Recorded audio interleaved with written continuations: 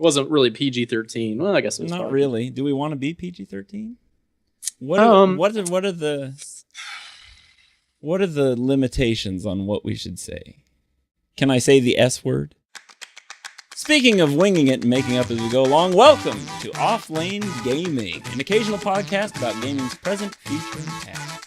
I am your host, Cheeks, also known as Cheeks of Flappin', and with me is my lovely co-host coming in beautiful Technicolor compared to my camera. I don't know why my camera looks so pale, but yours looks so vivid. I have a bright light just shining into my eyes that I discovered was on my desk. I don't know if that looks good or bad, but that's okay. Oh, well, I think it looks good. You look very colorful. I feel like mine's sort of desaturated a little bit. I think maybe it's because it's an old Xbox 360, Xbox Live Vision cam. I think. You might need a new camera. Yeah, I might just have to get a Connect for this, so I can. Should I be calling you? Everything. So it's your official pronunciation of your name is Cheeks. Yeah, just call me. Right? Just call me Cheeks for the thing. I just Cheeks, put my I put my gamer tag on there. Yeah, you can cut it short. I won't be offended. I don't think anyone else will be offended either. Hopefully not. Now, a lot of you are probably wondering why we are doing this podcast. Why? Well, it's because, quite honestly, we like other games besides just Dota. Some of you may know us from the popular, semi-popular, very casual, not by no means a way of life podcast, We Like Dota. And we're changing it up here because we want to talk about other games. We like to play games. We've spent a lot of our hard-earned money on games for some reason. We're still trying to figure out. We have no idea. Yeah, we have no idea. And so we wanted to talk about these other games in a format where Brian wouldn't be, telling us not to. I mean, anytime if you watch We Like Dota, then you know that he just kind of glazes over as we start to talk about other stuff. And he never wants to move the show along unless we're talking about something that he's not interested in. Exactly. And when we talk about other games, he does that. So. I don't think it's so much a glazing over as it is sort of a tightening. Like he looks tense. Like he's real tense. I see him lift up in his chair, which I only assume means he's clenching his buttocks in tension. If you were there in the studio with him, you would know that's true. Okay. That's what's happening. All right. So. But yeah, that's fine. He doesn't think anybody who plays Dota plays other games or something, so nobody else cares. But we care. We do. And so that's why we're doing this podcast. Yes, Offlane Gaming. Get it? It's a little play on the Dota thing. Do you think I had to explain that? Is? Yes, that's what. Yes, we're very clever. I think you probably have to explain that for people who don't play Dota. Oh, well, they don't have to worry about it because we're not talking about Dota here. Not a Dota show. Not a Dota show, so don't sweat it. So one of the neat things I'm noticing is down here. Mm-hmm. I can't point very easily. But down here, yonder? Yeah, down here. Uh-huh. There's something that says present and future and past. Yes. What's that all about, Cheeks? Well, what we're talking about on the show here is we talk about games, and we talk about games that we are presently playing, all right? Then we move on to the next segment, which is we talk about games that are coming up, that are going to be released soon, maybe in the distant or not too distant future. And then, finally, because we're old, we need a chance to reminisce about those old glory days of gaming. So that sounds exciting. It's like the Christmas Carol of gaming. Basically. Exactly. This is very cool. We're very, very clever for thinking of this. Here, let's do a handshake. Let's see if we can do a virtual handshake here. So you reach your hand. No, yours has to go the other way. So you have to put. You got to put yours the other way. So it's going to be left hand. It's going to be weird. So we'll reach in. You would never get this on. We'll reach in, and then yes. Well, that's going to be. We did a very nice job. Yes, that was great. Yes, that was very good. So anyway, I think we're in the same room, even though we're not. Now. It's true. We're hundreds, thousands of miles away, guys. Who can count? Who knows? But through the glory of the internet, we are brought together as one. It's fantastic. So, shall we get to talking about the first game that we've been playing in the present? Let's live in the now, Ben. I would love to talk about the first game. All right, we're going to talk about Bloodborne. We have a little gameplay up here in the sort of pink guillotine thing. That's our logo. And this is actually me. This is me playing the game. Yeah, right? and you're looking like a boss too. Like you actually beat a boss, a very sort of flappy, weird-looking boss, but a boss nonetheless. So my question is, how can we talk about this game without it turning into a discussion about a lot of like the things going on in the game? Like, how do we keep it from ending up being like, have you made it to the Black Tower? Have you saved the princess? Have you found the urn? Free, right? Yeah. Well, I mean, we just don't want to. I mean, a lot of the conversation I hear about this game tends to be lots of like, did you see that one thing? Oh, really? Well, I saw this other thing. And then that guy, oh, that was totally cheap. And it really doesn't give me much of a sense of the game. I mean, it gives me a little bit of a sense like, okay, there's obviously lots to talk about, but, how can we talk about this? Well, how much have you played so far, Cheeks? Have you played much of the game? I have played... I still haven't made it to the, I guess, the Cleric Beast. Is that the first big one? So you haven't beaten a single boss in the game? Not yet, no. I'm just starting to get on to the big Frankenstein guys. I've just been a little bit busy since I was on vacation the last week and stuff. So I haven't had based on your knowledge. Mm-hmm. Based on your knowledge, it's safe to say there's no spoilers coming out of you. Yeah, definitely none coming out of me. You've made basically no progress at all. So yes, I think I've made it about halfway through the game. Mm-hmm. But yeah, let's talk about this game. So it's kind of a spiritual successor of the Souls series. Mm-hmm. Which did you have any experience with those? Oh yes, I have plenty of experience with the Souls series. Again, still haven't beaten these games, but I've made it a fair amount of the way through, beaten some bosses. I get the whole grind of it. I get the whole gameplay pattern. So you understand it. So those games, I have 2 of them, and they were just frustrating experiences for me. I never understood the appeal, and I don't really know why I bought Bloodborne. Based on my poor experience with those 2 games, other than the fact that it was getting good reviews and it was something new. And I think I went in with a different attitude this time. I went in and I just realized it's going to be hard. I'm going to have to persevere, but other people can beat this game. And I've been playing games for over 30 years. This should be possible, right? I mean, we're old men. We know how games work. They used to be hard. Everybody talks about how easy games are now. They were harder when we were growing up, right? Much so we harder. Should be able to do this. So going in with that mentality made a huge difference, and I think I'm about halfway through the game now, mostly just because I don't have a lot of time. But so why do we play these games? What's the appeal of these really hard games, or what's the appeal of Bloodborne? What do you think is driving people towards this? Because it's sold now over 1 million copies, I believe. It got amazingly positive reviews from the gaming press.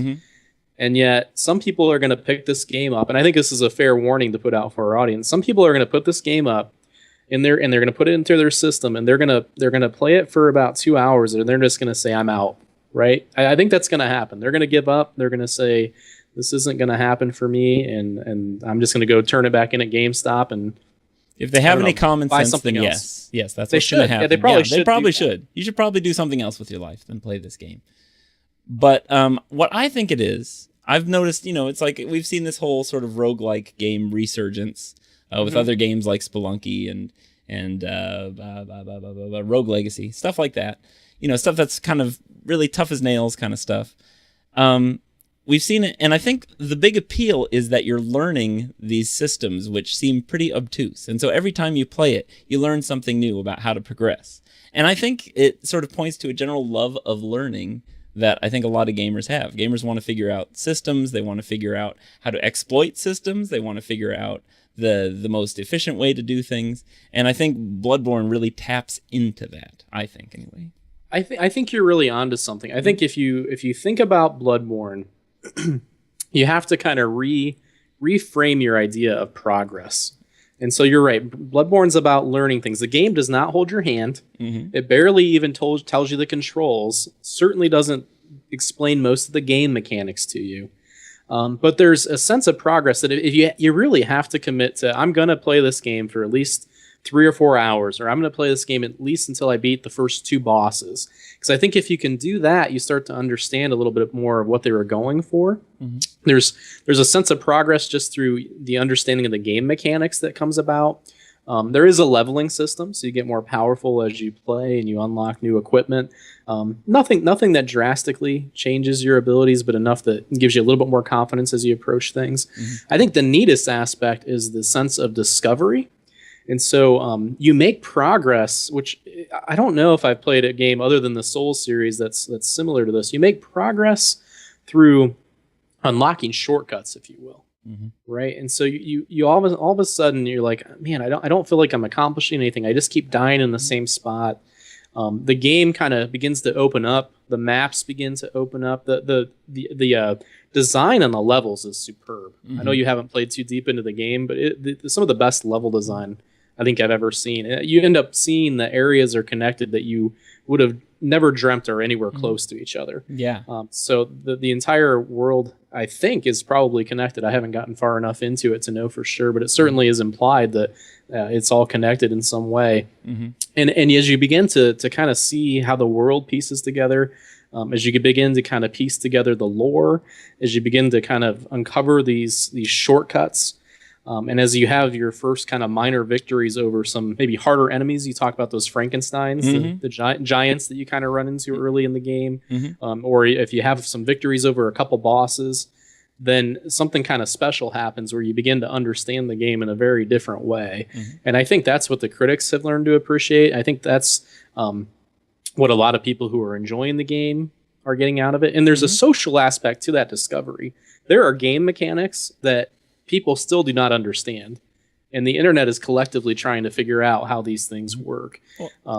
It's been a lot like that for the last 2 Souls games too. I mean, it's sort of a collective effort to sort of figure out the game, and that's kind of one of the reasons I think that I felt compelled to buy it, because just hearing you like talk about it with some other friends, you know, or just talk to me about it, I was like, okay, I should probably get in on the ground floor with the zeitgeist, because you know that's kind of part of the fun of gaming is getting in there and being part of like finding out everything about the game and discovering sort of unknown stuff. And this is an excellent game to do it because it's so shrouded in mystery. I mean, everything's just like, who knows where this goes? Where is it going to lead to?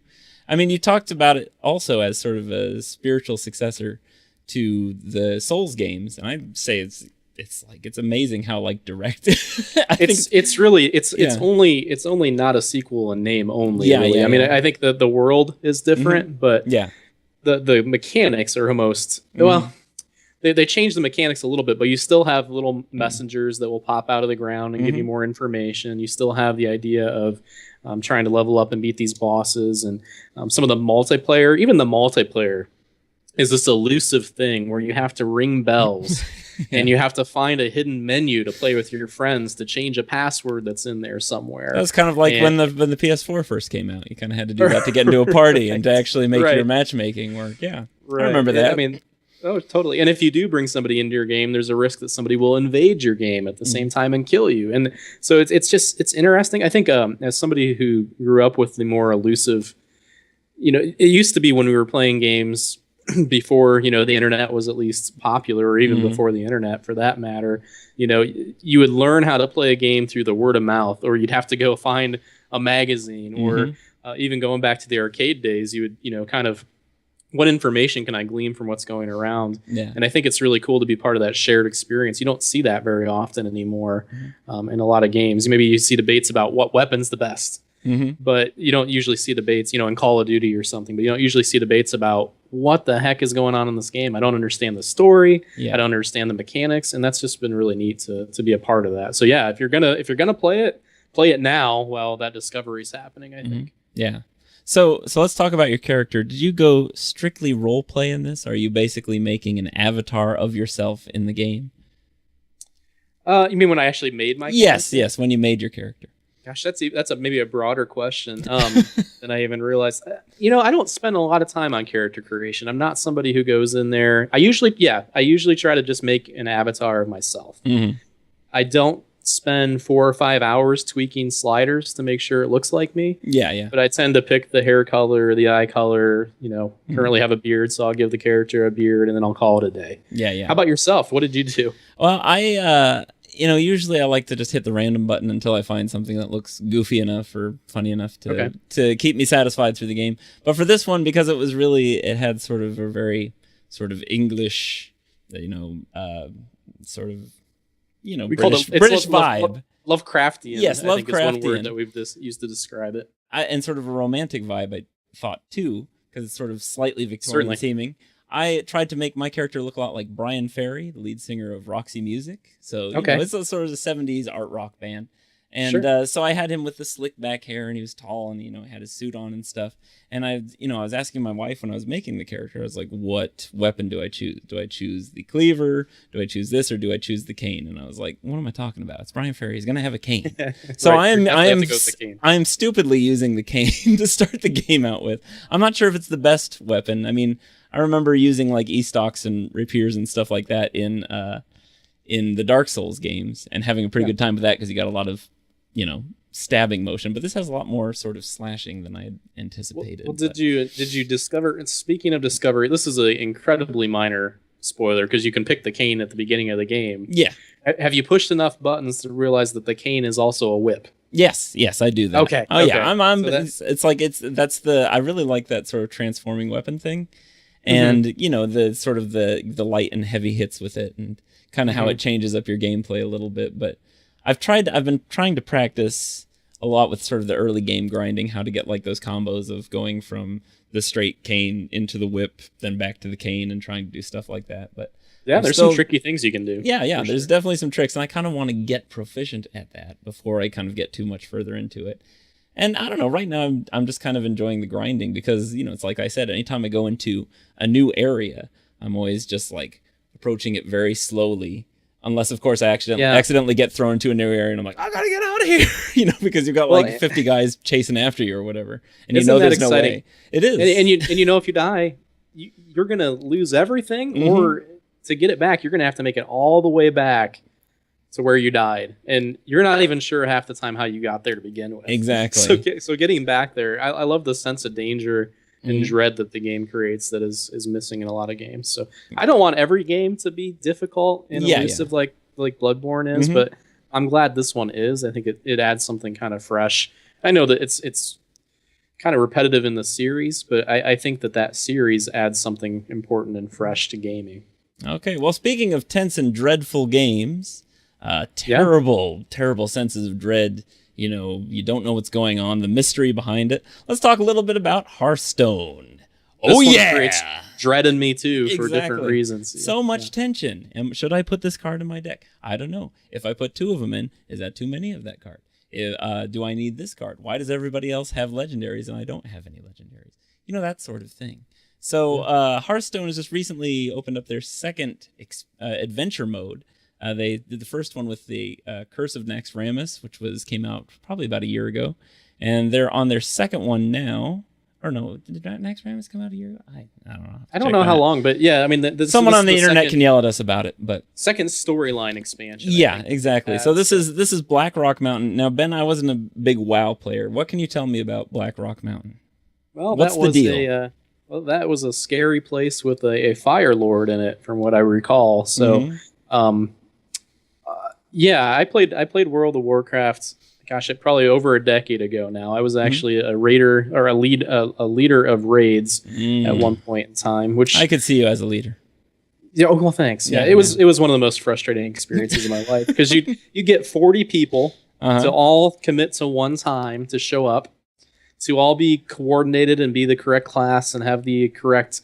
Even keys to get into dungeons and correct gear to survive, and you develop an elaborate plan to take on a boss, and you would get ready. You'd do a ready check. You're ready to go. You'd have all 40 people shoot into the boss's kind of lair, if you will, and never failed. One person had stepped away to use the restroom, grab a sandwich, whatever it was, and they would wipe the entire raid because ads would spawn and then attack that person and come in and do that. And so,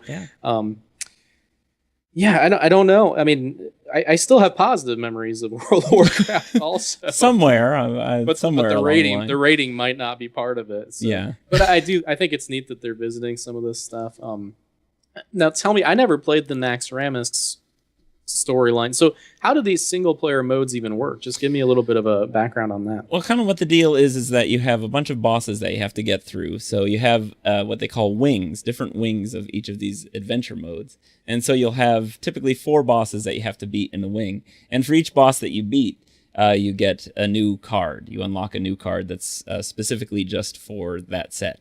So you have to play the adventure mode to earn those cards. If you don't, then you're not going to get those cards. You can't get them through packs. So you're forced to go into this. Yeah, you're forced to go into it if you want these cards to be part of your deck or part of your collection. So, it's pretty fun. Each of the bosses have like a different little hero power, something they can tap that makes the game a little more puzzle-like. So sometimes you have to you can't just go in with, whatever deck you want and just make it work, because there'll be like some aspect of it that'll make you change up the way you play the game usually.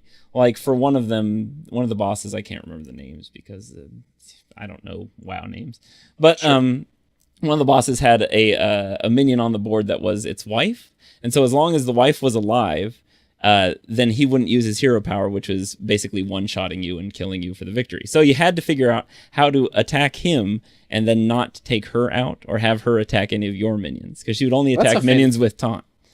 That's a fantastic twist. I mean, it sounds like they really capture kind of the essence of raiding, if you will, because that's what a lot of raids were about, is there's some mechanic that takes you out of your normal spell rotation and something else you have to pay attention to, whether it be, like you said, the wife that's standing there and protecting the guy, or certain place you have to stand, or certain cards you have to deal with in a certain way. And that sounds really great. Yeah, so, it's pretty fun. Sometimes I think it's a little easy, but they also have a heroic mode, which amps up the difficulty. So I mean, it's not too difficult to unlock the card. It might take I think the most games I played in adventure mode to win a card was maybe like 3 or something like that. Like usually I can get it on like the first or second try. Okay. But yeah, I mean, it's typically it's pretty straightforward once you figure out what the deal is with the boss that you're fighting. Question for you, kind of a little bit off topic, but have you tried the Android or the iPhone version of Hearthstone yet? Because that just got released. It did just get released. I actually did try the Android version, and it was amazing. It was like tiny Hearthstone. It was very tiny. I played one game. I think I lost, but they gave me a pack for it anyway. So thank you, Blizzard. That free pack. That's great. I think my biggest disappointment with the phone version of the game is I'm not even remotely better at it than I am as the iPad version, because it's the exact same game. So, yeah. There's there's no advantage to playing on the phone other than you can play wherever your data provider play more is. often. I guess. I guess if you want. I still prefer to play on my PC or on my iPad over the phone, just because it's nicer, bigger. Yeah. It seems like they did a good job. They did a great job with the phone version, but I think, if you have an alternative, you're probably going to go on that alternative or something like that. So. Yeah. That was cool. You kind of froze there for a second. I did, It was like a time freeze. The wonders of technology. Exactly. Is your wife watching Netflix right now? No, she shouldn't be. You have to tell her, stop watching Netflix. Stop watching Netflix. We're making a podcast. I think I figured that out. I had an Ethernet cable that I thought was plugged into the back of my computer that it was not. So I've been running through Wi-Fi. For how many years? Unknowingly for... I haven't owned the house for that many years. So probably a year and a half, maybe. So still, but it explains some things. Plenty long amount of time. Now, this is the thing I want to ask you. I'm anticipating that you don't play Hearthstone as much as I do. I do not. Does an adventure mode like this really appeal to you much at all, as someone who plays a lot more casually, isn't so much a regular player? It appealed to me a lot until I saw how much grinding I had to do to not pay for the game. Yeah. So I missed the Naxxramas free thing, because I think they did at least one of the wings was free for Nax when they came out. And I was hoping they'd do the same thing with this, but I don't think they did. If they did, I haven't figured out how to do it. Nope, they have not. They're so like, you're going to pay for it this time. We're here to make money. I was really excited, and then I was really discouraged, because the free-to-play component it's generous enough. Yeah. But not playing a lot of Hearthstone, I realized that was going to be quite the hill to climb. So I might get around to it eventually, but it's less appealing as somebody who's not hardcore into the game. I was curious about that, so I even started like my own free-to-play account. Just to kind of start from scratch, especially after we've had these, the first adventure mode, and then the expansion with the goblins versus gnomes, and then plus this new adventure mode. So I was kind of curious to see, it's like, how far can someone who's just starting out? Is it too discouraging? What did you discover? I've discovered, actually, I think it actually improved my gameplay, because I was looking, I had a lot of the basic cards, I'm just trying to earn packs to open cards, that I'd hope to get, and then doing some crafting of cards when I can. And, I think it made me, I think I tend to thrive best when I have a pretty strict set of regulations on most things that I do. and so it made me try to stretch my thought and really think of like synergies of cards that aren't even currently in the meta, which I think actually kind of gives you a slight advantage too, because people wouldn't be expecting those cards. Yeah, they're unexpected strategies at least, so that's definitely a plus. Yeah, but I mean, it's like I can easily get up to my level 20 so I can get my free card back, but getting, much past like 18 or something, for me anyway. I mean, the highest I've ever gotten on the ladder is like 16, and I'm, even considering just giving up ladder completely, because it's just, you see the same decks all the time, and I don't know, it's... Is there a matchmaking component that works on the non-ladder matches, or is it just totally random? You can do casual or you can do ranked.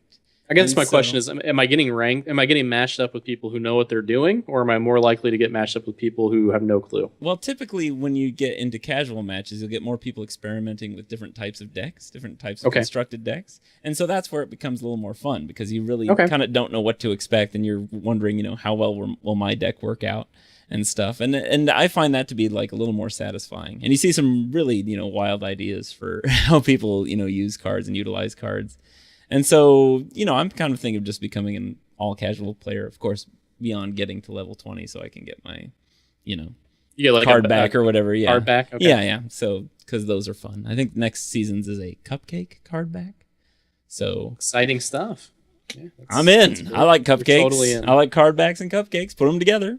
Yeah, well, I think Blizzard nailed it. I mean, this has been a really popular game. Oh, yeah. It's very, very fun, very accessible. Mm-hmm. I just haven't really put the time into playing it. But now my understanding is we might have a special guest later on in the episode here play a match with you. Is that correct? That is my hope. We're hoping to have our good friend Jared Peterson in here to... Should I use his name? No, Clyde Frog. Okay, then Clyde Frog. You said it already. So. I said it already, but I want to try and get him on the Hearthstone train, because Hearthstone is definitely a burgeoning esport, and as Jared is a follower of sports of various types, including in terms of Dota anyway, I want to see if he will get hooked. Esports, Jared Peterson. Esports, yes. You love esport. I do enjoy the sport of ease quite often. And you love many different types of sports. Well, specifically sports in general, yes. With esports, I love watching Twitch. It's what I do, Okay. So I'll just randomly go in and watch some games that I've never played, and usually get lost and try to figure it out.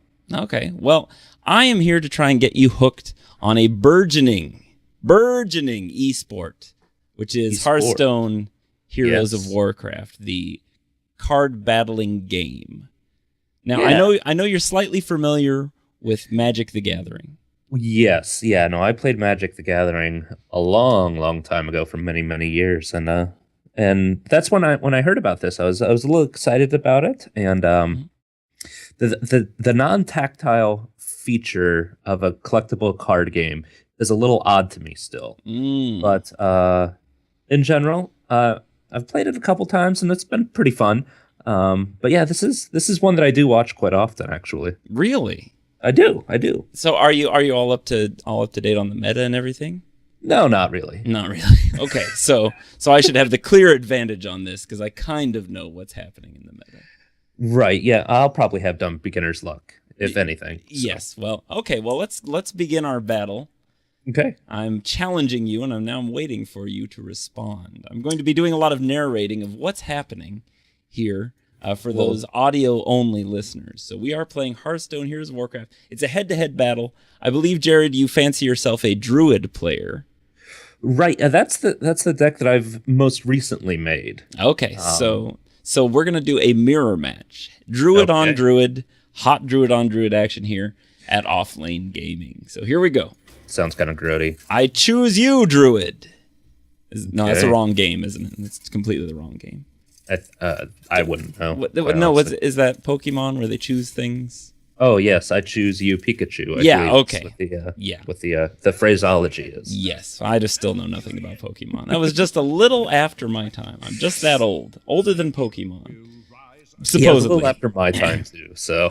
All right. Don't So you worry. we're doing our opening phase here. I'm trying to decide what to mulligan. If to mulligan, it's hard to say. I'm going to say no. I'm going to hold on to everything, folks. You know, I am too, actually. Oh crap.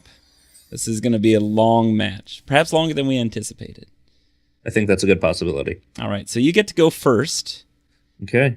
And he's slowly taking his time, and it looks like Jared is going to open with the Elven Archer, dealing 1 damage to my face. Yes, the arrow went directly between your horn things there. Indeed it did. Now I'm going to go ahead and play the coin. I'm going to go ahead and do my Shapeshift special hero ability and kill that Elven Archer. You jackal. Yes, I know. This is what it's all about. It's about trading minions. Slowly but surely. See, yeah, this is where it's completely different than Magic, because in Magic, you definitely there's a lot of differences in it in general, but yeah, this is one thing that I can't really get used to with this is I see that a lot of times people just really go after killing the minions so quickly. But definitely not that way in Magic. Always. Yes. So Jared has again hit me in the face with an Elven Archer after I took out his first one. So it's sort of a repeat play here. I'm not sure if he's going to spend all of his mana. I will not, actually. Okay, well, he's going to take it. It's going to be a slight mulligan for that. So what I'm going to do is I'm going to use my Shapeshift again, so I use all of my mana once again, and hit his Elven Archer. Take him out. So we're currently at 28 health for me, 30 for Jared Peterson in our mirror match Druid on Druid action. Right. In 28 turns, I've got you, brother. Exactly. This is perhaps even fewer than that.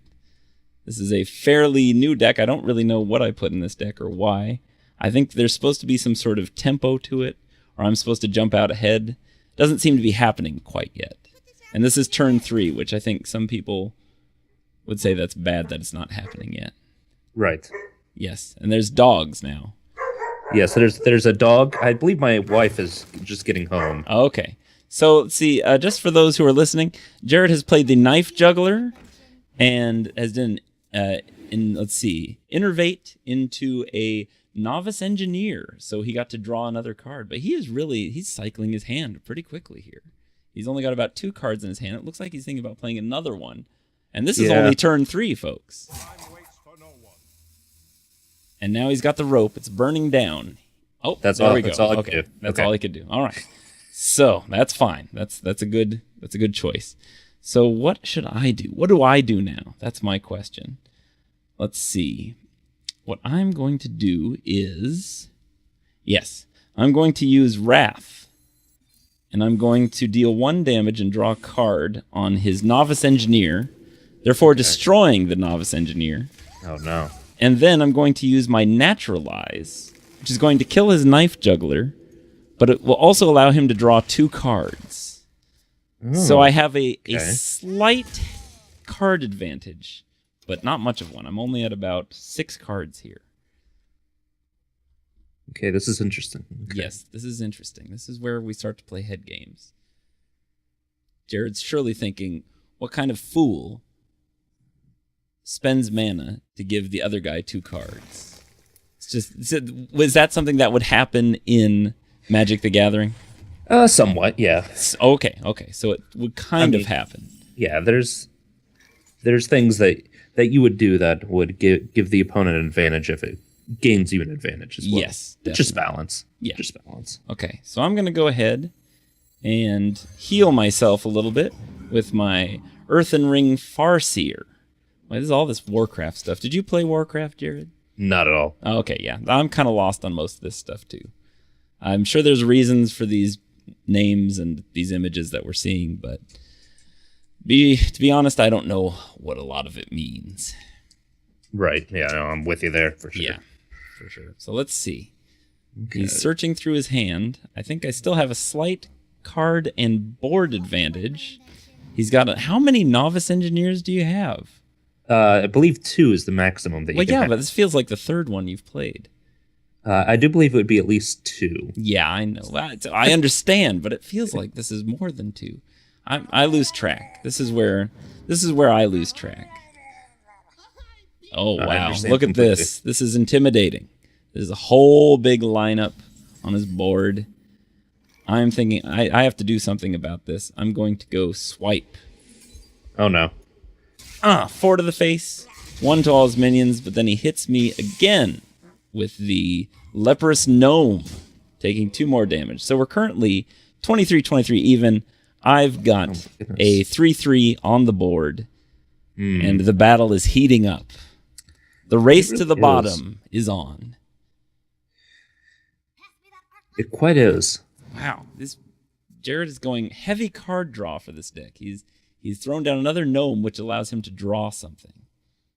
So his strategy is to clearly cycle his deck as quickly as possible, potentially to get to the larger minions, the finishers, I'm presuming. Yeah, I don't know if that's actually what happens. So he's using a voodoo doctor to restore 2 health. For those of you who played Dota, be a witch doctor basically. Yes. He turns on his whatchamacallit thing that heals. His heart light. Yeah, exactly. So I'm gonna go Druid of the Claw to create a taunt. Okay. Then I'm going to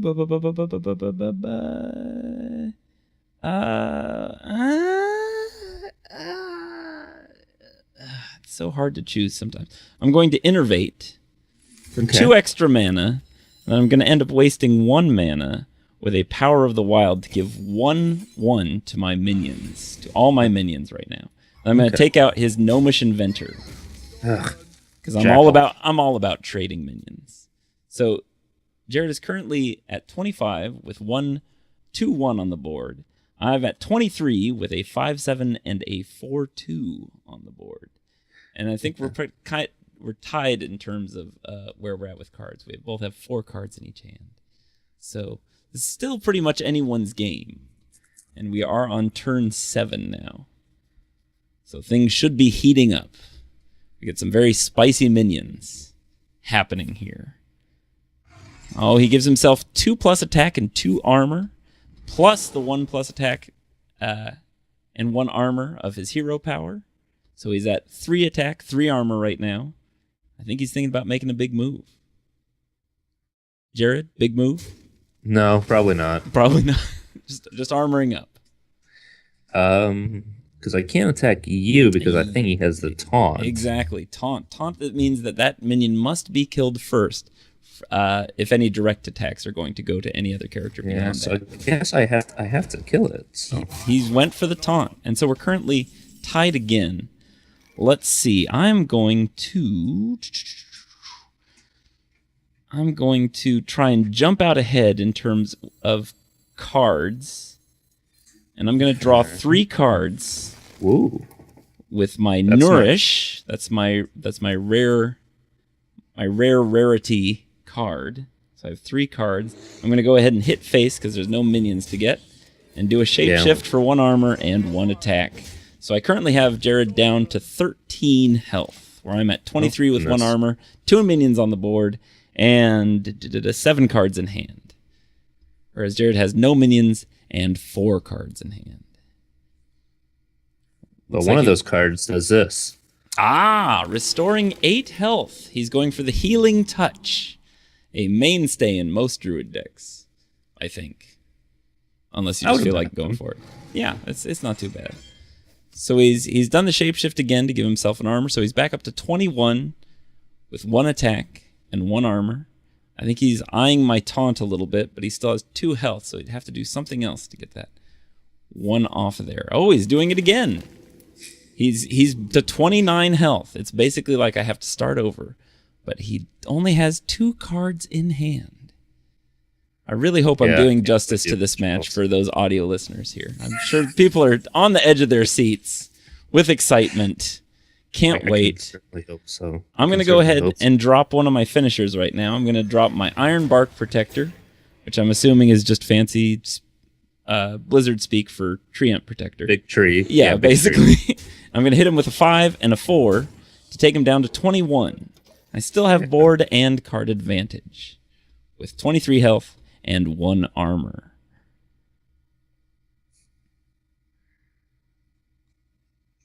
Empty. He's thinking. He's trying not to read aloud the text on his card, so I don't know what he's going to do. Right. Okay, that's a sound. He went for the Stormwind Champion, which will buff his other minions, giving them 1 health and 1 attack while the Stormwind Champion is on the board. He goes for the Shapeshift and does it just for the armor. It is very prudent of you. I'm going to go ahead and play my Keeper of the Grove and silence the Stormwind Champion and continue to attack the face with my Ironbark Protector, my Druid of the Claw, and my Earthen Farseer, which brings him down to 5. Let's see. This is unfortunate. This is slightly unfortunate. I'm going for the attack. I'm going 1 for the face. He's down to 4 health, but he has a 6 minion on the board, 2 cards in hand. I'm going to play 1 more card. I'm going to do another Earthen Farseer to heal myself because I like to be at as much health to create as much a disparity and make the opponent feel bad about themselves. It's a psychological thing. And then I even do things like this where I'll say, well played. Yeah, I'll do that. I'll spam that. Sure. So he's got a charge minion. Doesn't receive the buff because the Stormwind Champion has been silenced, but he's going after the Druid of the Claw, it looks like. Oh, maybe. I don't know. It's hard to say. But he's still going to have to get past the taunt of the 8/8 Ironbark Protector. He still has 4 mana. All right. He's going to go for the armor with the Shapeshift and die. And it looks like he is about to die to my Ironbark Protector. Here, can I shoot things at you with this catapult over here? You can't, but you can threaten me through the chat wheel if you'd like to. So that's it, Jared Peterson. What do you think of Hearthstone? I know you're kind of into it, but I don't really see you playing as much. No, not too often. That was the first time I played in probably 3 or 4 months. So you're not playing more because of a time thing? Yeah, I just haven't gotten into it, honestly. Oh, okay, all right. Do you think this match has changed your mind? Not at all. Are you absolutely sure? Mostly, yes. Because, it could just be a run of bad luck. Well, I was just trying to do my best since I know you love esports. I appreciate it. And it's like I thought maybe I could get you hooked on this, but if this isn't your thing, that's fine. I understand games aren't for everybody. Right, I'm looking forward to fumbling my way through other games with you moving forward here. Oh, yes, there'll be plenty of time for that, Jared. All right, thank you, Jared. Neb, I just want to take a little break to talk a little bit about the future. We're going to start talking about the future in terms of games that are coming up. But I want to talk about the future that we live in right now. Oh, the future that we live in now. Because for us who are in our 30s and old, it feels like we're living in the future. It truly does. These podcasts things, people listen to them. And that's great. But I also know that since podcasts have been around for a while, they've been around, maybe like 8 years or something like that? I don't know. I don't even understand what a podcast is. So podcasts, the medium of audio podcasts is getting sort of dated. And so to sort of keep up with the pace of things and to keep up with the future, which is constantly slipping out of our hands, we're doing this in video format too, because people love to watch things now. They don't want to just watch. They want to watch and they want to listen. They want to watch and listen. Wow. Okay. So impressive. We're harnessing the power of the internet to please the masses here, and we're getting connected and all that. All those fun buzzwords. And basically, what I'm getting at is that this is in video format too. Did you know that, Yadneb? I did know that. How do they find the video format for Offlane Gaming, Cheeks? Well, all they have to do is go to offlanegaming.com. That's offlanegaming.com. And you will find all the videos of our podcasts if you want to see what is actually happening. Because I know we're talking about some stuff in the audio version of this that people might be like, why are they talking about things and pointing at things and talking about the way things look when I can't see anything? It must be frustrating. So what you're saying is because we live in the future, the best way to kind of digest Offlane Gaming is on offlanegaming.com and on YouTube. Is that correct, Chief? Yes, that is the best way. And if they really want to know about when our videos go online, they can also follow us at Offlane Gaming on Twitter. So that's at Offlane Gaming. And Wow, for some it reason, sounds like you understand the future. yes, I'm picking it up. I'm pretty savvy for an old guy. We'll get there at some point. Exactly. So let's start talking about the future. I tire of the present. I don't want to live in the now anymore. That's old stuff. Who cares about Bloodborne and Hearthstone anymore? Nobody cares over about it. Yeah, let's go. I want to know what's next. What's next on the horizon? Yes, this makes me wonder. So, what we're talking about today in terms of the future are games that have not come out yet. But one of our games happens to be in early access right now, and that game is Star Citizen. I'm intrigued by this game. It sounds really interesting. It's, I think, by one of the people who was instrumental in the Wing Commander games. Oh, yes, the lead developer. As you can see, we're going to talk about that later. It's over there, and I'm trying to point. If you were watching the video, you'd know that we're pointing at it. We're pointing at it, so we're going to talk about that a little later. And it's, from my understanding, the biggest Kickstarter crowdsourced type game that's ever come out so far. Well, it's not even out yet, but that's been kind of crowdfunded. Now, prepare to have your mind blown. To date, today, to this month, they have raised $79 million to make this game. $1 million. $79 million. $79 million. It's completely outrageous. And they've promised lots of things too, haven't they? I don't even know if I can keep track of all the things they've promised. I guess I've been curious, and luckily we'll get some answers to this question. I've been curious as to what they've actually delivered, because I know they've been developing the game for a while. They obviously have no shortage of money to put towards the game, and I know that the that developer we were talking about, whose name escapes me, I know that he has been dreaming of this game. I think he's described it as the game he's been dreaming to make since he's made Wing Commander and all these other things that he's been involved in. And it looks intriguing. I don't know if you've watched any trailers for the game, but it looks really interesting. The promises promise, space combat. They promise some sort of a storyline, first-person shooter combat, all that kind of stuff, all in one. So I'm really intrigued by it, to say the least. Yeah, over here in the big pink guillotine, we've put up a little bit of their gameplay trailer, and as you can see, it's very fancy looking. It seems like you're going to need like about 12 Titan video cards to run this at like full thing, and you're going to want to live in it. I'm sure there's going to be VR support and all sorts of stuff to make you nauseous. Can I run it through OpenGL? Can I run it through OpenGL? Probably. That's that new format, right? That new format, yeah. A voodoo card, perhaps. Yeah. Wait, no, hold on. Are you talking about even older stuff? Because I wasn't really there. Yeah. Okay, we'll talk about it in the past. Well, let's talk about the future right now. This is the future. Yeah, so basically, So we all know that streaming gaming is the future. So obviously, this will just be running from giant servers in the next couple of years. We won't have to worry about upgrading. I'll be able to play it on my phone at some point. Exactly. So anyway, there's lots of hype over this. Lots of money given to these people blindly, to these developers. So since we tend to be kind of stingy.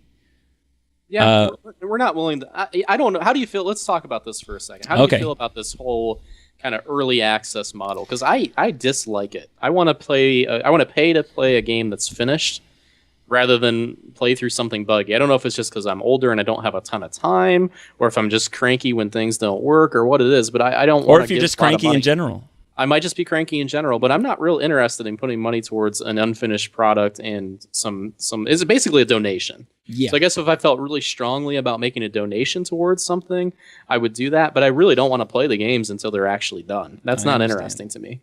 Yeah, I've been suckered into a few early access games, and it's the most jarring thing is when you're playing an early access game and then suddenly it changes, like overnight. Some sort of gameplay mechanic changes drastically since the last time you played it. Like that happened to me in the past with playing Don't Starve. I got in on the early access because I love the art style and everything, and there was some stuff that they really, really changed, which ultimately ended up being for the better, but it threw me off a little bit. So yeah, I too am apprehensive about throwing my money at anything that isn't necessarily a finished product. But thankfully, we found someone who is willing to throw their hard-earned dollars, their hard-earned dollar bills at Star Citizen. So a younger, more adventurous man than ourselves. Exactly. One of these future people, millennials we call them, right? Because we're Gen Xers, right? We are Gen Xers. I looked up the definition, and I usually am defined as a Gen Xer. Okay, I'm right on the border, and I know you're a Gen Xer because you're a few years older than me, maybe a couple of years older than me. So, but yeah, we're defined as Gen Xers, and we need a millennial to help explain the Star Citizen open access thing that we got going. Exactly. So we have a special guest on the show here. We have our Star Citizen correspondent, Brian Sabone-Yinger from the We Like Dota podcast. He was willing, as he is usually willing, to throw money at hats and stuff. As you can see, he's wearing a hat. Yeah, he was willing to put his. How much did it cost you, Brian, to get into this early access? $45 US. Okay. Wow. 45. Real money. This is not like space cash. This Not is real space money, no. Okay. Okay, so this isn't money that you made off of Steam by selling hats or anything. No, that is. I leave that to you old people. With your fiduciary responsibilities. We're very thrifty when it comes to trying to figure out how to get games. So I guess my first question. So you've been in the Star Citizen. It's a massive simulation. They've promised a lot. Tell me, does this feel like a game that cost $79 million to make yet? In its current state, it does not. I do desire to be a citizen of the stars, and I do not feel like I have quite hit that level yet. What if you were to put a dollar amount on the level of star citizenship that you have and that you've seen? What would that dollar amount be? I would say around $1 million US.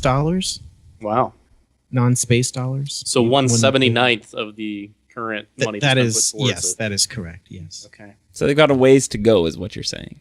They got a ways to go, and you guys were talking earlier about early access and everything, and I think I kind of tend to feel the same way that you guys do.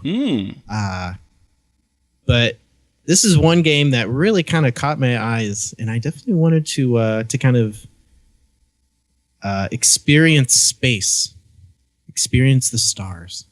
I see. So tell us about your experience in the stars.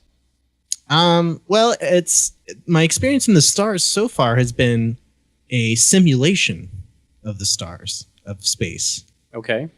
Flying around in space. And I can currently walk around my space hangar, which is your space hangar. Okay. Great. Okay. My space hangar, which admittedly, when I first booted up the game, was very. It was pretty immersive, to give them fair credit. Did you feel like you were there? Did you feel like you were in a space hangar? A little bit, yes. I can crawl around my ship and get into the cockpit. And as you're doing that, you're kind of like, you see your kind of view shift around and all that stuff. Okay. And my spaceship has a bed that I can lay down in. Is it comfortable? I get the impression that it is, yes. Have you ever gotten in your bed and then taken a nap there? Actually just had the computer running and then taken a nap while your character is being in bed to increase that simulation experience? Well, in the future, I'm told that people take nano naps. Okay. And I did take a nano nap. Was it refreshing? It was nano refreshing. It was about 3 to 4 seconds worth of nap time. Wow, the future. Are there any NPCs or other people in your hangar? No. The environment is your friend. That's really all you got going for you is the environment. That's your only company in the cold vacuum of space. Is there any sort of customization possibilities, or does everyone have the same hangar? That I'm not sure of. I know there's different ships that you can purchase and different ships that are in the game. Mm-hmm. I bought one that is kind of a hybrid of a cargo ship and a jet fighter. Okay. Space fighter, whatever. So you can be a mercenary or a space trucker if you want to be. Yeah, I'm a space... I like to think that I'm a space trucker that is not scared to shoot somebody if the situation calls for it. Sort of a Han Solo. Yeah, maybe a little more apathetic than Han Solo, though. Oh, okay. All right. Yeah. You just devil may care kind of thing. Yes. Yes. Yes. Did you ever feel like your hangar was in danger, or there was any conflict going on outside or inside your hangar? No. You can't really see outside your hangar, or the hangar just feels like you don't experience space from your hangar. There's a there's like a free flight simulation mode. Oh, okay. That I have experienced a simulation of space. Now, have you gone to the borders of the space simulation? I have, yes. So you've hit. What happens when you get to the end of the galaxy in Star Citizen? The Cheeks, you're a Photoshop guy, right? Yeah. You know when you can take the opacity slider of a layer and just drag it down to 0? Yeah. When you approach the edge of space in the simulation, it's like somebody takes your opacity slider and just drags it to 0. And then that's it? Do you have to reboot the game? No, you respawn. Oh, okay. Yeah. Okay. But the beginning of the simulation is very entertaining. Mm-hmm. You kind of launch from like a platform, mm-hmm. and you hear like the computer of your ship kind of talking to you. And what's it saying? Something like, "Oh, welcome, enjoy your flight," that kind of stuff. Oh, okay. Is it really? Can you change the voices on it? Maybe, I don't know. I haven't played it a ton because there's not much of a game to it right now. Yeah. There's really not like you can do stuff, but there's not like, it's like in Grand Theft Auto when you just kind of walk around the city, mm-hmm. But if that was all there was to do, there's no one to interact with. There's no one to shoot. Yeah. Now there's promises of online functionality for this, right? So this eventually will turn into go into MMO-esque territory, correct? Yeah, that's actually supposed to be one of there's these different modules that Yadneb kind of spoke of earlier. There's the space flight module. Mm-hmm. There's going to be a first-person shooter module, which is actually really intriguing to me. You kind of fly into a hangar, you get out, take over a big ship or something like that. That'd be really fun. Now you can't do this yet, though.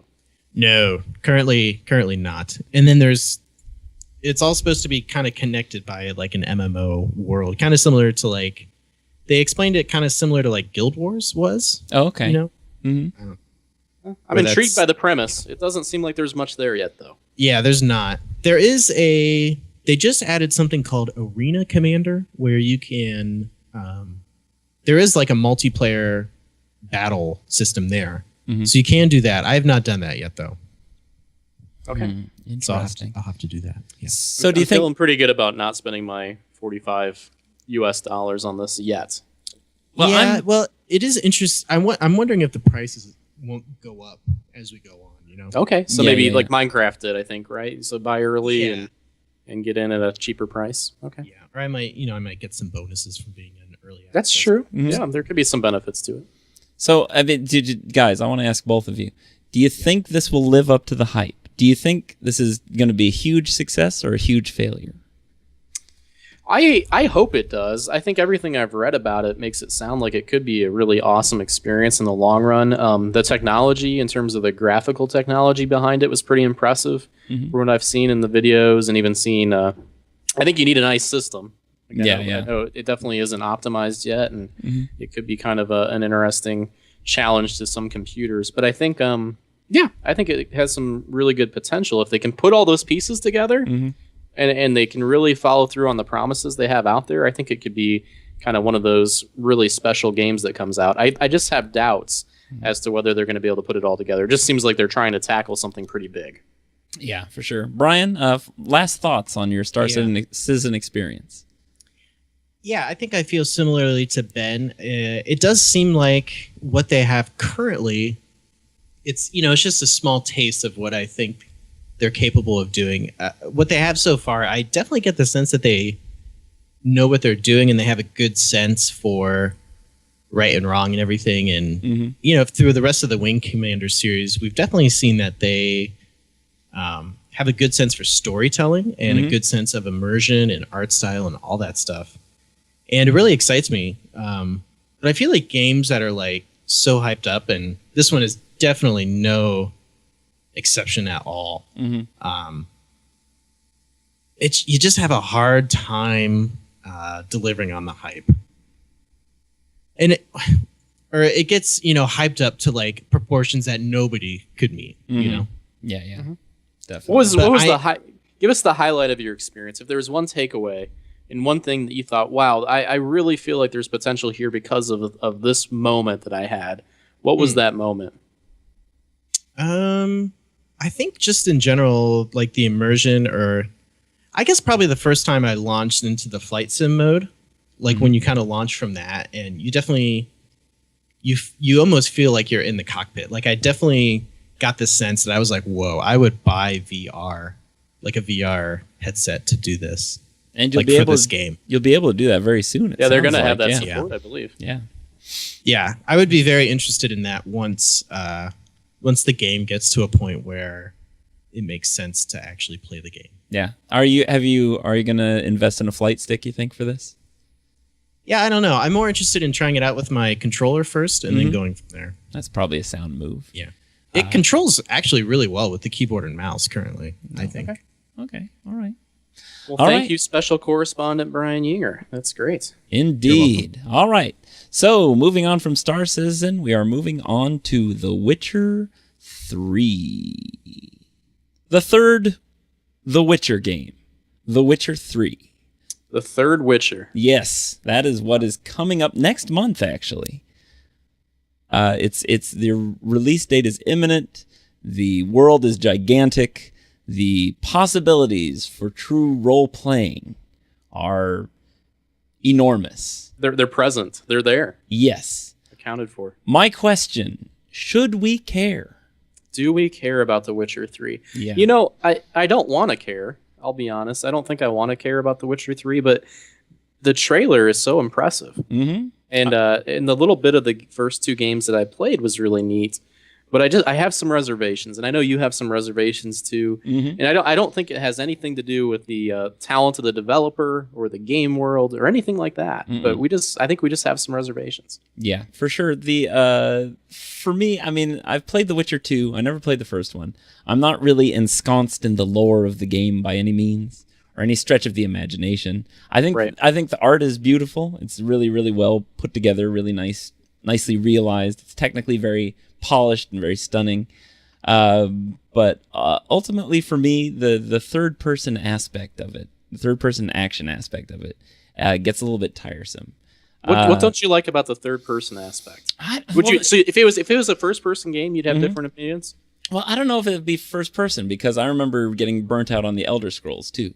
Like, they're the latest one, Skyrim, or any of the Elder Scrolls game. I'll hit a point where I'll be like, okay, I've explored enough, or I've seen all I can see, and so I'm gonna play something else. I'm really bad at finishing games, Ben, and I think this is mostly due to the fact that we're older now. I mean, we don't have the amount of time to put into playing all these games, but it's weird because we have the money to buy them all.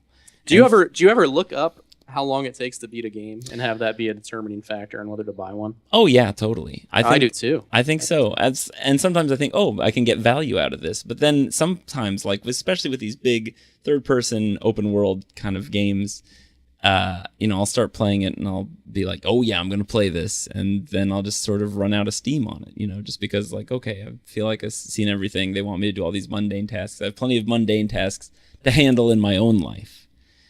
So, and sometimes the sometimes the gameplay just isn't as rewarding. It can feel fiddly, I mean, it's hard to really maintain the level of polish in a 50-hour, 60-hour experience that it is, to do that in a 10-hour experience. And I think as I've gotten older as well, I appreciate the smaller, more kind of refined experiences sometimes. But I'm so intrigued by the RPGs. And like you said, we're both dual income, no kids. And so we often have the disposable income to purchase these games. And then I end up picking them up and playing them for a bit and enjoying what I play, but then getting sucked into something else that I feel like I have a chance at actually getting through. I think that's the thing. This is a neat world. I'm glad I got to see a glimpse of it, but I'm never going to be able to see enough of the storyline to really get into it, I think, fully. So I was doing a little spitballing in my brain because I'm sort of a creative type.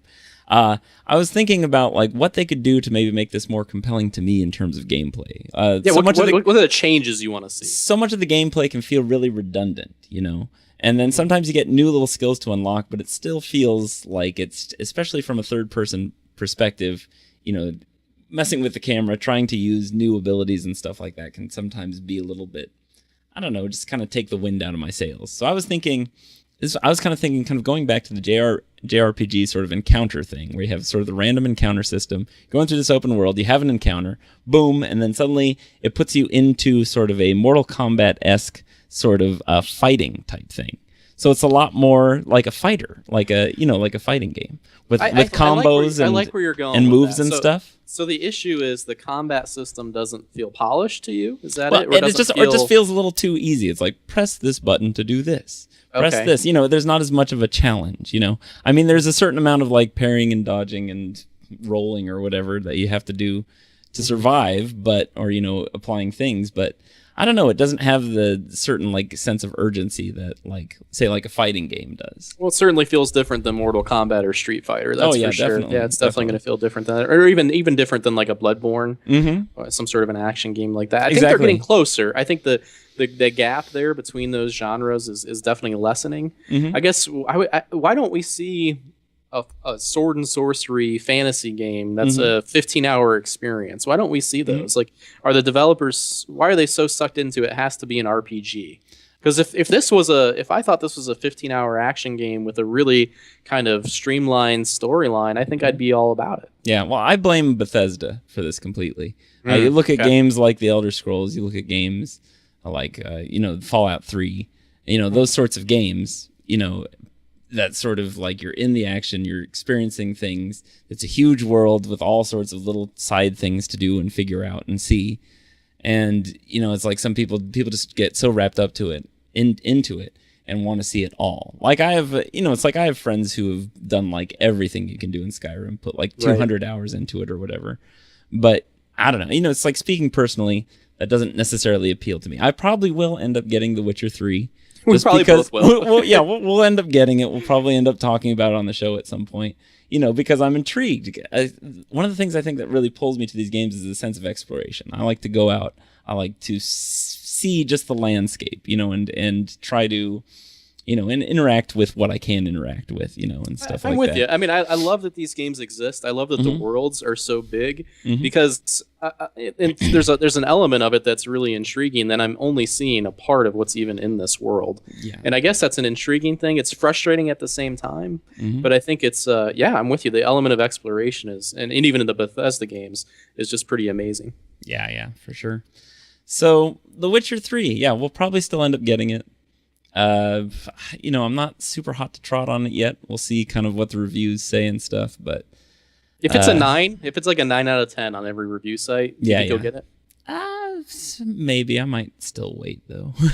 I don't know. It could be. Well, and I still have sitting in my backlog. I have The Witcher 1 and The Witcher 2, and I feel like I probably should play through those first. Yeah, I haven't finished Dragon Age. Like I'm horrible at finishing RPGs. I'm trying to get better at it. We've probably collectively got about 600 hours of RPGs to finish. Easily, without a doubt. We should probably hold off on it. We probably should. But I think more power to them of making a game that's so immersive and even though I'm not in the series, they've created something that looks interesting to me. Yeah. Even though I'm sure I'll have no idea what's going on. So it sounds interesting. Yeah, and the developer CD Projekt Red is sort of like the big thing. I believe they're out of Poland. I think they're a Polish developer. Yeah, I know they're a European developer. Yeah, and apparently there's such a big part of the economy over there that when the president was given a basket of Polish exports or whatever, or it contains Witcher stuff. It had some Witcher stuff in it, which is kind of ridiculous to think about. But I mean, it's a testimony to the talent of those. Do you think Obama went back and played The Witcher? I don't think so. I don't think he's got time for it. It's like, I don't know. I should really probably go back and play it, but it's just sometimes the RPG. Another thing that RPG is just the menus. So many menus. The menus just make me tired. Having to go through hundreds of menus and spec so many little things, But there's a lot there. That's sure. I was talking with my wife the other day about this. I was saying that I wasn't a very lucky person when it came to sort of like random chance things. Sure. And I was wondering, like, what if luck really is sort of like a characteristic like trait? Because they allude to that in RPGs, like you can assign points into luck. And so what if there is some sort of like cosmic luck type thing? Don't you wonder sometimes? I've got friends who, like, if they go to the casino, they're always going to win. Yeah. Totally. You just wonder sometimes. It's definitely the case. My wife's always luckier than I am. So. Yeah, definitely. I'm a Cleveland sports fan, so we're never lucky. You just wonder, does it even go to a city? I just don't know.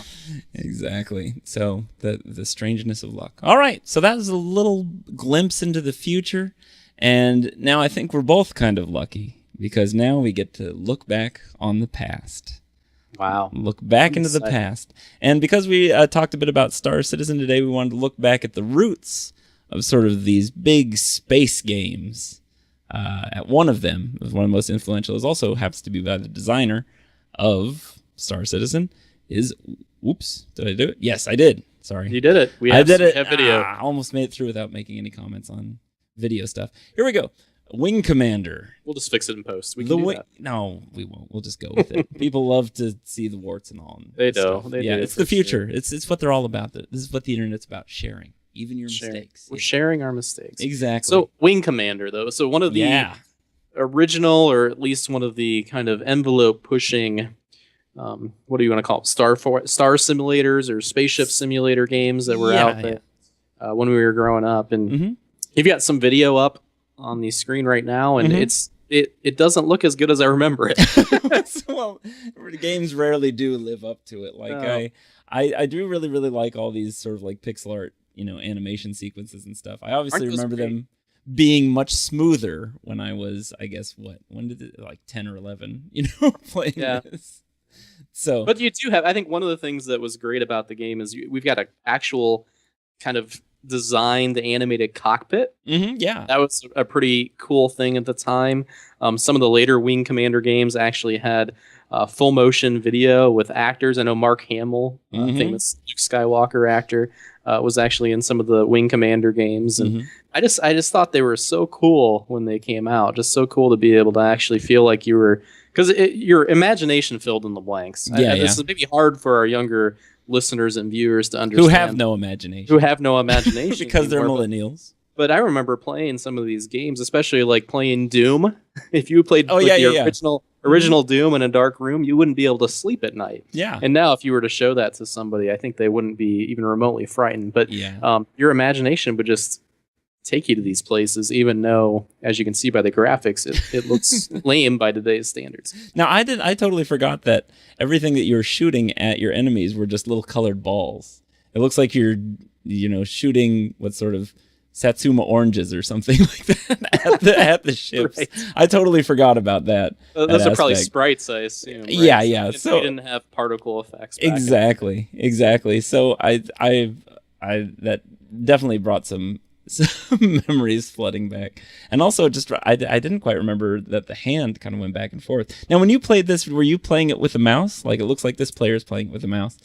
I had a joystick for some of the flight simulator type games, but I, for the most part, would just play with a mouse. It was one of the old trackball, one of the old mice. Oh yeah. Yeah, it was not a laser mouse. Yes, by no means. So if you played these games for too long, your mouse would get kind of gummy, and you wouldn't have quite the response that you had before. You have to take it out and clean the little ring out. Exactly, and have all clean the stuff. the rubber ball out and the ring out and everything. But I think I was usually a mouse person. I wasn't an inverted, pull down on the mouse and you're going to look up type of person. Yeah. Like the inverted controls on fighter games. But I remember that. Do you remember liking these type of games? Yeah, I thought it was cool. I don't think I the only one I actually bought, like, I think I borrowed like the first Wing Commander once we finally got a PC. Like, my family had like a Apple IIe for a bazillion years. Like, we got it kind of like when it first came out, and then that was sort of the rig for a really, really long time. And I think eventually we got like a 386 eventually. Okay. After years of me hoping that we'd eventually get one, we finally got one. And then, of course, it required multiple boot disks or whatever to run this, to get the memory back up and stuff. But I think I actually borrowed it from a friend of mine, or who had perhaps made copies of it. Don't tell anyone that I'm saying. You're telling me that. Are you telling me that piracy existed before the internet? No. Well, the statute of limitations. No one's preserving this stuff anymore. In fact, this is how stuff is preserved now, is piracy, right? I mean, that's pretty much. Yeah, it is. I mean, anymore, you can't really buy legit. Well, they're starting to be able to buy legitimate copies of these games again, but. But piracy did exist before the internet, believe it or not. Am I remembering this correctly? But are the enemies in this game, I believe they're called the Kilrathi, are they cat people? I think they were some sort of an animal man hybrid thing. Okay, some sort of that's for sure.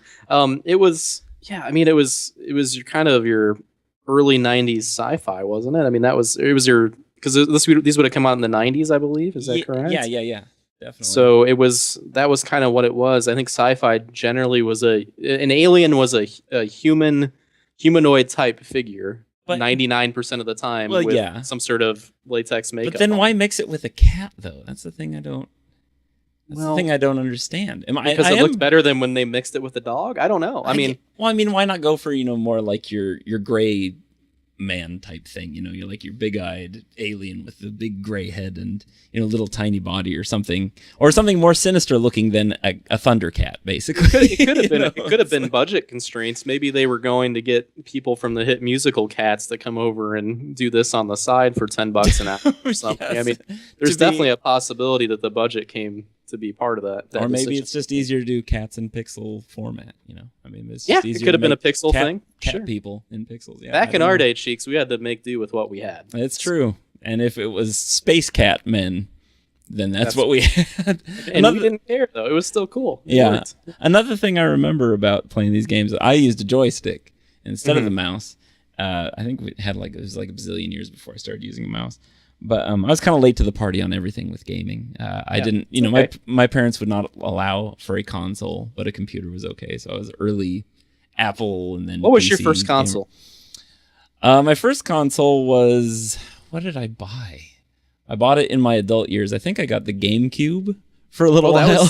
You were pretty late into it. Okay, yeah. I thought I had it bad. And then I bought like a really, really late PlayStation to play, this was after PlayStation 2 was out and stuff, but to play the old Tony Hawk games on, because I got really into Pro Skater.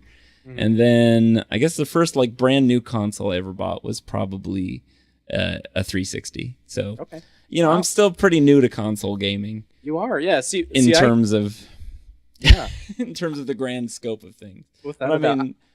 But with PC gaming definitely goes back a while. Yeah. Oh yeah, my PC gaming goes back quite a bit too. I started on the Commodore 64. Mm-hmm. That was my first big gaming experiences, and then my parents refused to get me the Nintendo, but I managed to talk them into getting a Sega Genesis. So if I wanted to play Nintendo or Atari, that was at a friend's house. Yeah. And then I finally got into a console at the Sega Genesis level. Yeah, totally. But anyway, going back to using the joystick. I had the joystick that was like this big sort of navy blue joystick. All the buttons were like bright orange, kind of like the Satsumas you see shooting out of the cannons on this ship. Sure. But it had these two little sort of like dials on the side that you had to try to get to calibrate it so it wouldn't drift. Do you remember ever having to calibrate flight sticks like that? I'm trying to remember if I had to do that. Oh, it was the most maddening part of trying to play these games. Like more than boot discs, more than anything, was trying to get your joystick so it wouldn't be like drifting off to one side constantly. I do kind of recall what you're saying, because you couldn't get it to zero out. Basically, yeah, I couldn't get it to zero out. Yeah, and so I would just be, because I was running everything through MS-DOS, so there was no like Windows helper, thing. Oh yeah. It wasn't a thing anymore. I mean, yeah, exactly. It was just definitely not an option. So I don't remember that particular problem. I remember the joysticks breaking pretty easily, especially on the Commodore 64. I remember those wearing out pretty easily. Yeah, I think eventually it broke and just snapped, and it would just lay from one side to the other. It wouldn't stand up straight anymore. It's very impotent, very sad looking joystick. But it was still, I think we were still dealing with the wonderment of being able to play a video game and not go to the arcade. Yeah. Because before, especially with a joystick, to be able to have a joystick to play a flight simulator or a space simulator like this was pretty amazing thing in the day. Yeah, back in the day. And the Wing Commander series, continued on. My favorite was Privateer. That was the space trucking bounty hunting Wing Commander was my thing. It was a dark one, right? Yeah, it wasn't. There wasn't as much. I don't think there was many space cats back in that one, which I think was a little bit, not that I recall. So I guess kind of mine was that sort of favorite offshoot. And I think that's kind of where Star Citizen is kind of going, is sort of a Privateer meets EVE Online or something like that. Yeah, do they have aliens in that game? I don't even know. In Star Citizen? I have no idea. I'm not a reporter. I haven't done any research. I'm just here talking. Yeah, that's all we're doing. But I hope they have some space cats at least like hidden in a bunker somewhere. I bet there'll be some sort of cheesy tie-in with something. There's got to be some sort of Catman thing. Catmen. All part of gaming's past. Without a doubt. And they've still stuck around. Well, I guess Skyrim was the most recent to have Catmen in it, right? Yeah, they have the Catmen. Yeah, because I remember making my cat in that as my first character for Skyrim. I don't know if I've seen anything since Skyrim, but I think the Catmen will stay around. I don't think I saw them in Doctor. I think there were Catmen in Doctor Who at some point too. So they're still around. What is with Catmen? What is? I don't know. Especially being in space. Like it seems like if a Catman were to occur, it would happen on planet Earth. You would think it would be something that happened on planet Earth for sure. Exactly. But I think people are afraid of cats. Maybe they're independent. And they seem crafty. Mm-hmm. I think that's what it is. They're horrible creatures. They kill for fun. It could be why. That could be why people are using the Catmen thing. That's right. That could be it. The predatory nature. Well, yeah, Neb, I think that was a pretty good first episode of Offlane Gaming. There, I ruined it. I ruined the whole episode. That's it. It's over. It's over. Yeah. Hopefully people enjoyed it. This is kind of the alpha episode of Offlane Gaming. So as you can tell, we don't really have our crap together yet. But we'll get there. We want to have feedback on this. So please tell us what you want to see on the show. Please tell us what's working and what's not working. And give us suggestions on anything that you'd want to see different or just see on the show, period, I think. Where do you think they can put those suggestions? Should we just tell them to put them up their ass, or should we tell them to actually put them somewhere online? We didn't really talk about that, did we? Well, it's fine. Here's what I think they should do. I think I'd like to hear your opinion. Okay, since we're brainstorming, we're making it up as we go along. I think that people should leave comments in the YouTube section. Smart comments, please. Yeah. Or potentially hit us up on Twitter with brief suggestions. I think there's even talk of us getting together a subreddit for this, right? If we can figure out how Reddit works, which I know is a challenge for Gen X. Idea. If we can figure that out, then I think that will be a good place to do it. I try and post something on there and it tells me I have to wait 8 minutes. And then I try after when I think is 8 minutes, and then it still doesn't work. It's an anomaly. I don't know. Go to offlanegaming.com. Wherever that directs you is where we want the comments. That's exactly. There we go. Yeah, so leave your comments for us on the videos at offlanegaming.com, which currently just redirects you to our YouTube channel. But there might be a website in the future. We'll see. And of course, you can follow us on Twitter at offlanegaming. Yadneb, where can people find you on the internet? I am at Dota Yadneb on Twitter, and that's pretty much it. That's all you want people to know.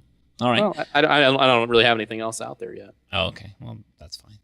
You can find me. What do you have? What do I have? Okay. All right. You can find me at Cheeks of Flappin' on Twitter. You can find me at Cheeks of Flappin' on Instagram.